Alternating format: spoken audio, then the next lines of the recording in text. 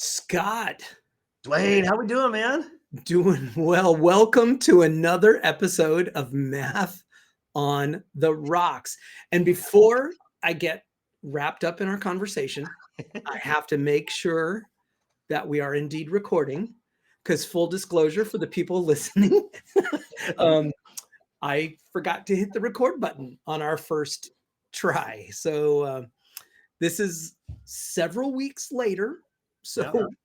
we're going to kind of update that conversation that nobody heard in the first place because Might be a little different. yeah, it's going to be different. It's all unscripted anyway. So Absolutely. so we're going to take 3 weeks, 4 weeks later. How's life?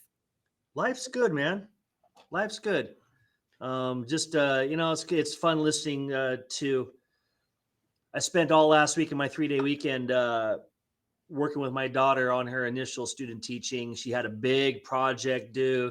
The big evaluation was this past week, and it was kind of cool to have her come floating home afterwards and how well it went. And so to see her succeeding, having fun in a high school classroom, teaching math, no influence upon my part. I did not encourage that. I let it organically, naturally happen. She had a great stats teacher, but then she's got herself a pretty fabulous master teacher for initial student teaching, which I think he has really helped her develop some really great skills. So Good. Yeah, things are good around the house, man. It's been fun, but it was a weekend of getting her prepped. Yeah. A whole new generation of teachers in the Ellingson family. Look at that. Yeah. Way to go. Yeah, I'll loop back around that on B block. I got another comment to run with that one too. How you doing? How's the Habecker house? We're doing great. My oldest is at UC Merced still, and they called just the other day. I mean, it was like, I don't know, Tuesday or so. They weren't feeling well, so they texted actually saying, "Hey, I need somebody to FaceTime with me while I'm doing homework. I don't want you to talk to me. I just want you to make sure I don't fall asleep." So we had this wonderful FaceTime where basically we watched their right arm as they were doing their homework, but anytime their hand kind of stopped moving, we would say, "Hey, G, are you there?" And so we were their accountability partner. It was pretty awesome. And then the boys are great. They're living the fancy life. Oh, that's awesome. I did need, you spoke about a 3-day weekend. I did need that third day, the Monday, because I drove home from California Math Council South Conference in Palm Springs. And I did a couple things going on down there. Yes. The much anticipated live recording that Cole and I did, it went off without a hitch. The tech worked. Everything went fun. We had people in the audience all 3 rounds. Outstanding. So that was fun. It was audience participation. They totally picked up on the idea of being a skeptic so that they can ask those skeptical questions of our guests. And that it was fun. Now I have the massive task of editing 7 episodes. Oh, goodness gracious. Yeah. It's going to be fun to watch those roll out, and it'll be fun to introduce those and talk about them. And did you get to go work the crowd and the whole deal, the microphone? Dude, I was wireless mic, and I was in the crowd the whole time. So poor Cole was stuck on the stage with the guests, and some of the guests, they just took over the conversation. Poor Cole would ask like one question, and then the experts would just blah blah blah, and they would just keep talking so it was not a conversation the way we had it. It was a little bit of a monologue. Welcome to my TED Talk, huh? Yeah. But we got it was a blast. And then I did my presentation on Saturday. We were the last session of the whole conference, and we still had, I don't know, we had about 25 people there, and they all stayed till the end. Nice. And, yeah, it was good. Yeah, I checked mine. I'm doing north. And I checked mine, and man, I didn't get up against any real big hitters. There's a couple of names. My daughter was listing them off to me, but Good. interesting. Although I'm in an itty bitty little room, so maybe that's. I think I got it. I think I got a 25 seater. That's So, fine. but It'll be cozy. You yeah, you need just a small number of people to make it feel like the room is filled, and you can have a great conversation. yeah, and just I'll try to keep from Eddie from making faces from outside the building because he couldn't get in. I still, Yeah, that'd be a good inside joke. Hopefully Eddie listens every once in a while. yeah, no, I remember that.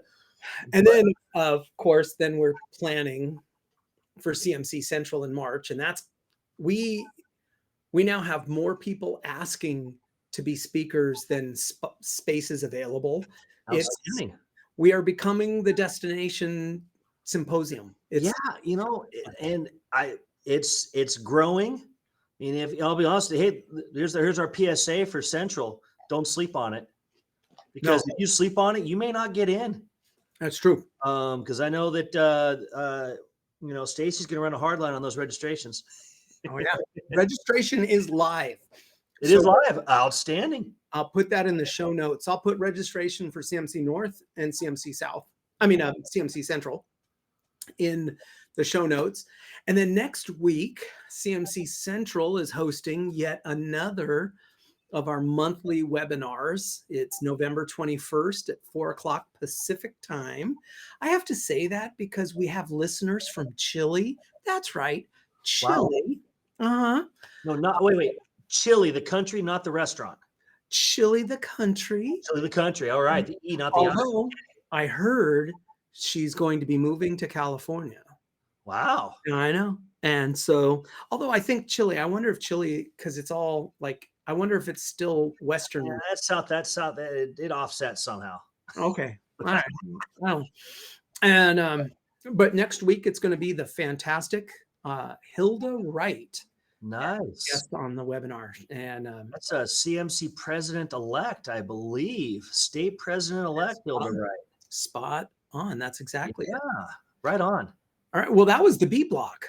Cool. Hey, one more thing about the B block. Sure. Shout out to the Fresno State kids who actually volunteered to speak at South. They had a really good time. I heard they actually drew a crowd in their conference, and that says something about it. We got some beginning teachers getting out there, throwing their hats in the ring to talk about their experiences, and I thought that was really cool. That was something that I had heard some feedback on. So shout out to the Fresno State kids who got up there and did a little math work. Good. To amplify that, it's hard. We need to figure out a way to make sure more teachers of mathematics, and that includes like kindergarten and first grade and second grade. It's everybody who teaches math is a math teacher. Amen. Regardless of their grade level and regardless of what they think about themselves as mathematicians, they're still math teachers. We need to figure out a way to get more of those folks willing to come to these conferences and learning stuff. It's like, if you feel like you're I'm going to talk to the audience right now. Scott, you can listen. Okay. I'm going to say, if you're a first grade teacher, and I'm just using that as an example, and you teach math, you are welcome at one of our CMC conferences. We want you to come. We have spaces for you. We have tracks of speakers designed specifically for first grade or second grade, early grade, K2. You won't be scared, I promise. Nobody's going to mock you for not being good at fractions. Come. It's a safe, vibrant, awesome experience for all math teachers of all grade levels. Yeah. So that's my speech. So I'm glad to hear all conferences take that into consideration. We do make sure that there are strands for those grade levels. They're there. Yeah. And I'm glad that we're starting at least those Fresno State students off on the right foot, saying, hey, you are a math teacher, you are a member or a future math teacher, you're a member of the math community. Let's get you hooked up into the conference, because the conference is the place for us to grow and learn how to improve our our craft. Absolutely. And, yeah. So let's get everybody in the club, and especially let's get those new to the profession in the, in the community. So Yeah. enough said. All right. Agreed. I'll stop preaching. I didn't know I was going to preach there. All right. So it's November, and as we're recording this, it's November 14th. It's 4:15 in the afternoon. I've been working with teachers. Oh, I work with teachers virtually every day. And I'm going to say universally, they are tired, and it's exhausting. We had a day off, but they're still tired. And one of the biggest complaints, it's not a negative complaint. I mean, it's legit, meaning one of the biggest observations teachers are having is they're really struggling trying to get students engaged and wanting to do something more than just show up. And in fact, some of them barely even do that. They just walk in, they got their hoodie on, they put their head down on the table, and then all of a sudden they've checked out. And as far as it seems, the kids are happy that they showed up, and that's the end of their responsibility. And so it's pretty common for teachers to be asking me, "Hey, Duane, what should we do to get students more engaged?" Mhm. And so this is a perfect time for me to ask you, like, you're a teacher. First off, is that the experience you're having? And what are some things you're trying to do?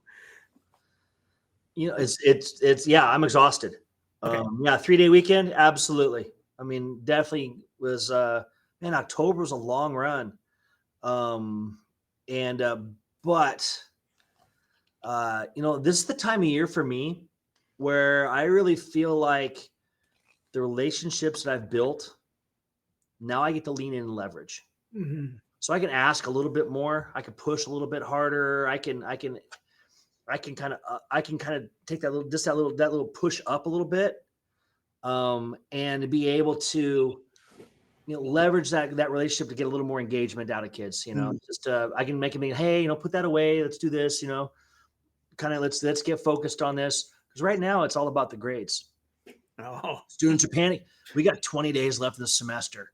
yeah. So kids are like, what can I do? I said, well, first of all, how about let's engage a little more and be less distracted.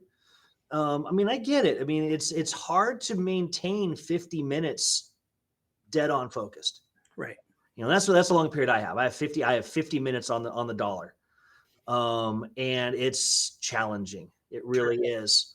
But it's kind of funny is I'm dragging tail. I really am. And but when that bell rings for that first period, though, it's kind of like you kind of got to stand back and you got to do the old, all right, showtime, here we go. You got to kind of bring that, because if you walk in flat, you almost can't get them. Yeah. And it's not that I'm not going to put on, a rainbow wig and a clown's nose and dance around and juggle for you. But I'm going to show you genuine enthusiasm for the topic, Right. genuine enthusiasm for the content, and try to get that buzz kind of going, kind of bring a buzz in the room. I'm trying to ask that provocative word. I do weird stuff. I'm a big fan of Iron Chef. Oh, sure. And like today we were talking about trig triangles. And one kid goes, no, that's the opposite side. Another kid goes, no, that's the adjacent side. And I'm like, I like cuisine, fight. Let's go battle, and they all look at me like, what? Right. It's, man, don't ever roll up with an interior angle of 98 degrees, because I want to make some bad Nick Lachey joke. But it's those types of things that, one, entertain me. Right. But also then they're like, wait, what's 98 degrees? So, it's kind of the moving them along with that high energy. Sure. But there's so many other things we got to put into place to try to, key off of that. Right. So I hear one thing that you do to get student engagement is you leverage good, positive relationships with the kids. You start you start there. You know their names, you know their interests, you know who they are, you Mhm. know who has a brother who played soccer last night, so you're going to ask how the game went. You Yeah. know who's on the swim team, so you ask them how their tournament went. So number one, you start with trying to build an authentic relationship as far as the kids will allow you. Some are like, dude, I just want to show up and leave. Yep. More power to them, but at least they know that you are uh, on kind of like on their side. You know, Mhm. you don't have to be all high fivey every single kid because some kids don't want to high five you. But Right. at least number one is you start with building space for positive relationships. Mhm. And then the other thing you do to get student engagement is you acknowledge that some part of teaching is performance, Yeah. and we just have to summon. Sometimes it's harder than others, but we have to summon a passion for what we're teaching so that the kids can at least ride our coattails a little bit. That. Yeah. I think you summarized it really well. I think it's a matter of, if you don't show passion for your topic, the kids aren't going to either. Yeah. And I don't expect them to have my passion for it, because it's taken me a long time to develop it. I Right. was not a great student in high school. Mm-hmm. I was a kid who needed so much support. I was a decent student. I was a B student. Um, it's funny. It's my I'm going off script here. My my math teacher in high school used to Uh-huh. give out these pencils. Says I'm a math whiz on it. And then you get turned Okay. around here. Sure. Um, but only if you got 100%. Mm. Those are his pencils, by the way. Oh, really? He recently passed, and his wife sent them through my parents to me. Wow. And so I give those to kids with the story. Hey, I got one of these in high school. Mhm. So, well done. I know it's a token, but that sort of thing. The other day, the kid finished a test. They're like, I got a pencil coming. I'm like, all right, but there's this story I tell them about the pencil. And then now they're like, it's not much. It's a pencil. It's a sticker. It's Right. something to acknowledge that what they've done, validating the work they've been doing. That's super cool too. Yeah. And being able to do that, that's important for these kids. Yeah. I get it. Um, So you were talking, I'm thinking of three additional things. Can I share them real quick? absolutely. I'm thinking straight out of chapter 2 from the California Math Framework, the three dimensions for systemic change. Mm-hmm. Number one, assets-based instruction. Instead of treating math as if it's something that the kids are supposed to copy you as the teacher, this daily ritual of mimicking the teacher. If we open and widen what we mean by learning math to include the kids kind of using their existing funds of knowledge and saying, well, I don't exactly know how, like my thought is give the kids a problem before you teach it and let the kids play with it. And then the kids can use their existing assets to go, I don't know how to do it, but I have some pre-existing skills. Let me see if I can use some of these skills. And suddenly math becomes a game. It's a Mm-hmm. it's a challenge worthy of trying to climb. And whether they're successful or not, it's the challenge that is inherently engaging instead of just them kind of mindlessly doing the ritual of mimicking the teacher. So that's the assets-based instruction, Mm-hmm. inherently engaging. Second one is kind of building on that, active tasks through investigation and connections. And how do we teach math in a way where the kids aren't just mimicking what the teacher says, but building conceptual understanding? Like, can I phrase this in a way where the kids can attack the problem conceptually instead of procedurally, Mm-hmm. and that empowers them, and when they are empowered, they're engaged. Mm-hmm. And then the last one in my mind is, can we try and leverage the relationships that you talked about Mhm. and use their names in the stinking word problems? or change the topic so that it's something that they care about instead of talking about, I don't know, dandelions in the garden. Maybe nobody gives a crud about dandelions. So change the question to something that kids do care Yeah. about. Um, I don't know. Those are my three little contributions. I'm not in the classroom. So um, how do those sit with you in the classroom? Yeah, I think if you're dancing between all of those things. I don't know if I'm the analogy was kind of rolling around the back of my head. It's almost like a short order cook. You're back here, you're kind of cooking dinners and you're kind of doing this, doing that, a little over here, a little over there. But when you get done, you're going to serve something that's pretty satisfying out to everybody. Yeah. And can you keep 3 burners, 4 burners going? And some people think that concept means you got to be high energy, running around, being the quote unquote entertainer. Yeah. No. When really it is like, it's kind of like walking up with, again, I'll go back to my cooking shows. For some reason, I'm just infatuated with them.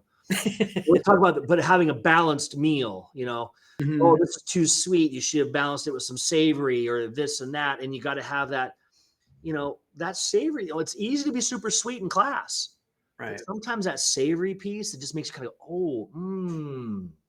sit back on that and make it, okay, I got to think about that for a minute. Okay. Yeah. Huh. That it's easy to kind of just buy in and go along, but there's other times when you get challenged in your thought, you're like, oh, wait a minute. No, I thought it was this. To get that just kind of like, and sometimes you got to have a palate cleanser. Yeah. I mean, I think we've been really focusing on through the CV Nick. Man, the great work we're doing with that has been allowed us to try a lot of different things in our classrooms. Mhm. Everyone in our department's got basically got enough whiteboard space to go wall to wall. You know what, man? Every once in a while, I just kind of like this problem goes. You know what? We need to stand up and just do this problem. Get up Sure. out of your desks. Just go do it. You go over here. Go over here. Let's change the room. Go. And then let's see what you work. And then you bring it back all in the room and go, okay, look around the room. We just all did different ways. Mm. That sort of thing. And I'm lucky enough to use a curriculum that actually allows some pretty good deep thinking, experimenting sort of thing, Mm. which is nice. It always isn't the same answer. Or at least we're going to come to an answer that's maybe through 5 different ways. Oh, Kind of sure. like what you used to post a lot of times, the weekly math challenge problems you were posting in your tape Mhm.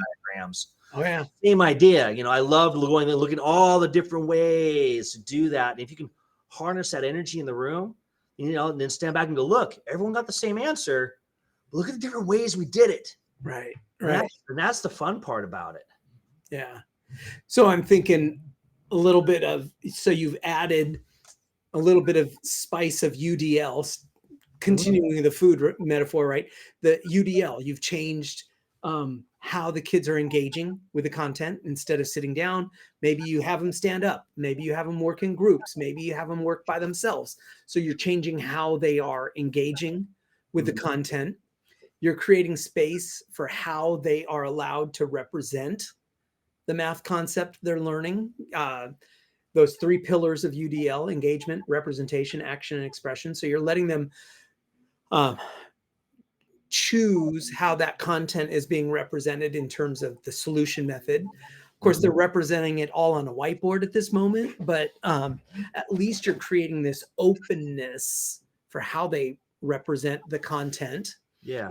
And then I'll bet you, in terms of action and expression, some kids you probably let them talk it out while other kids just draw it out on the whiteboard.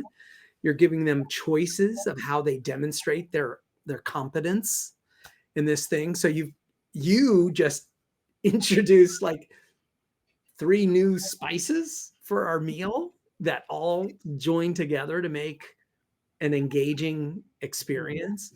We've got relationships, we've got a little bit of performance, we've got assets based instruction, we've got active engagement through exploration and investigation. Mhm. We've got cultural and personal relevance because we're using their names. Now you just added 3 more things of UDL, Yep. engagement, representation, action, and expression. So we're like, But okay, but let's look at this now. Now what we've done is let's call that the gourmet meal. right.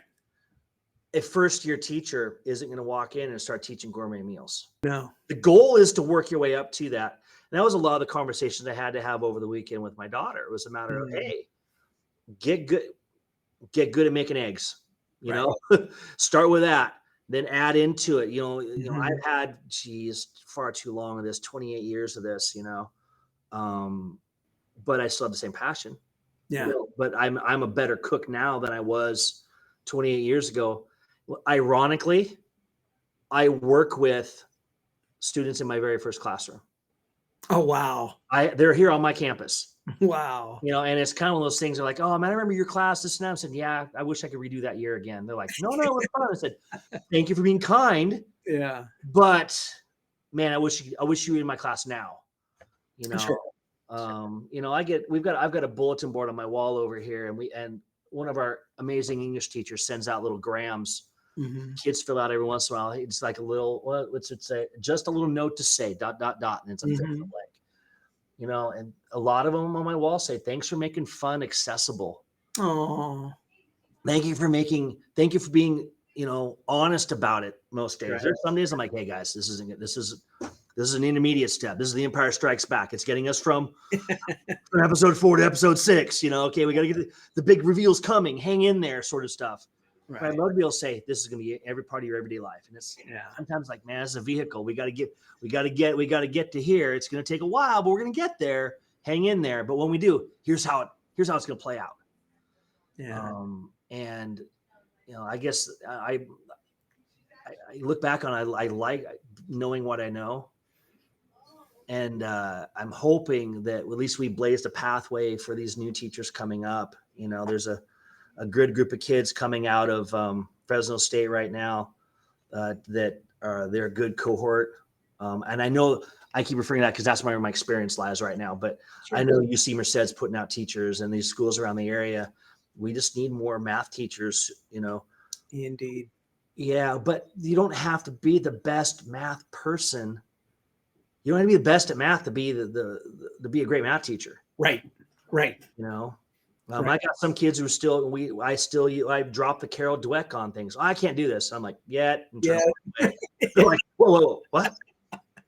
But when they have that moment, I had a kid go, oh, I'm like, that's it. That's why I keep doing this. I tell kids that. I'm like, Mhm. thank you. You validated my whole week because you just had an aha moment that I presented to you. I didn't maybe get you there. You had it, but that's why, I don't know. I mean, let's be honest. We're not doing this for the paycheck. No, this is so true. It's true, but much like, who chefs who grind away in kitchens for 14 to 16 hours a day. I mean, the pay is validation, but you're not really in it for the pay either. Yeah. It's for the outcome of it, and to instill a passion for what we do and make it a little bit better for each kid. Yeah. I'm down. So as we wrap this up, there's no magic bullet for how we increase engagement with our kids. There's just at least the 8 various spices that we talked about today. Mm-hmm. We've got, if I can remember them. Shucks, what was the very first one? We talked about UDL strategies. I know that came up a couple times. What was the first? Shucks, what was the first one? Engagement, the connections we're making. Connections. Oh yeah, build relationships. Yep. Now remember, build relationships. Do a little bit of showmanship. Mm-hmm. Then we're introducing the 3 dimensions for systemic change of assets-based instruction, active engagement through exploration connections. Then the third one was cultural and personal relevance. So that's 5 right there. Mm-hmm. And then you added the 3 elements or the 3 pillars of UDL, mm-hmm. engagement, representation, and action and expression. Those 8 spices right there are things that we can mix and match and maybe and definitely not use all 8 of them every day. In fact, you'll probably never use all 8 of them any day. But these are 8 tools that you could turn on or turn off Mhm. and find the magic combination. And I'll bet you the combination that is necessary on Wednesday is a different combination that will be needed on Thursday, which Yep. is different than what will be needed on Friday. So the more tools, the more buttons or levers that we can pull, the more likely we'll be able to maintain that engagement each day Yeah. through a variety of combinations. Heck, we even haven't even talked about formative assessment yet in the classroom too.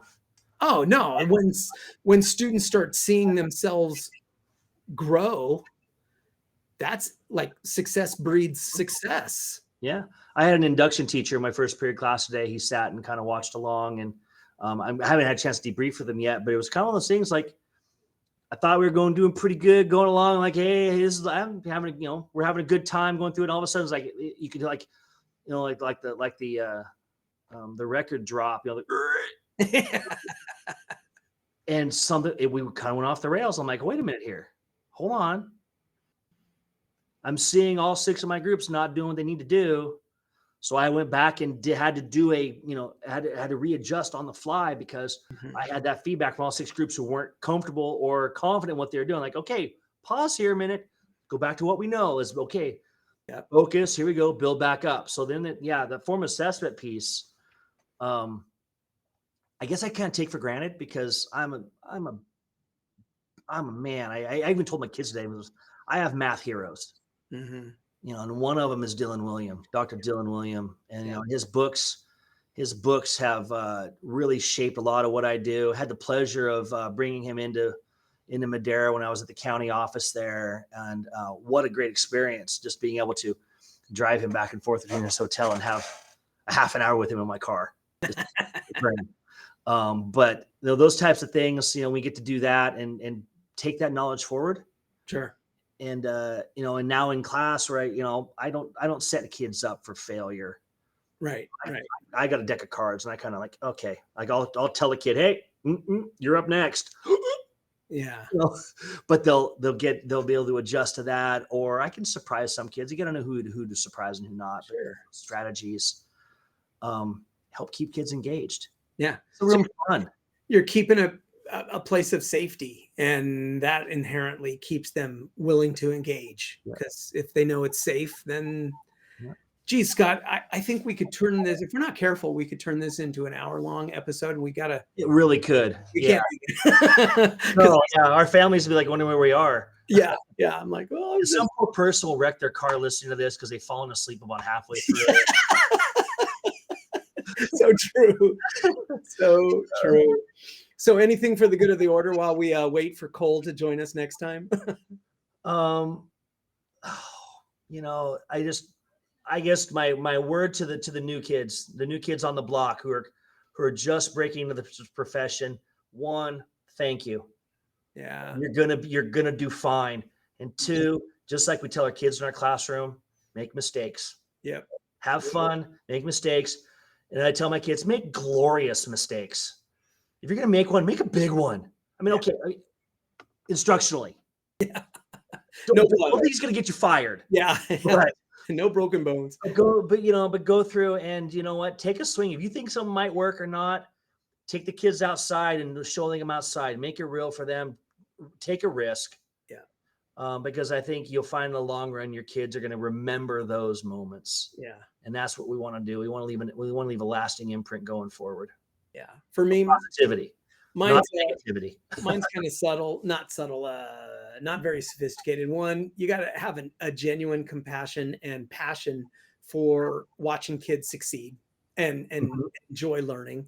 And then you also have to have a genuine love for your subject. In this case, math. You have to genuinely love math. Now, I'm going to say I want teachers to start to develop a love for math, not just school arithmetic. Like, I don't call the math in a book, in a textbook, necessarily math. That's just like organized arithmetic. Like, I want teachers to be in love with all of math so that when they do teach the textbook math, their love for what math really is also shines through, rather than just, Mhm. I love math because I love to get the right answers. Well, that's not really math then. That's arithmetic. And so Yeah. those are my two, is start with a genuine passion and compassion for your kids, and then a genuine passion for math in its grandeur, and then teaching becomes inherently fun, and the kids will be engaged. That's my thought. Yep. There have been very, very few days I've gotten up going, God, I gotta go to work today. Yeah, yeah. Okay, outside the administration. Those were dark days. That's a whole nother podcast we can talk about. All right, Scott, man, I love you. Have a great Take rest care, of the week. man. Give my best to the family. Hopefully we'll get Cole back around next time around. We Definitely, will. it definitely misses his All right. input. Talk to you later. Be well.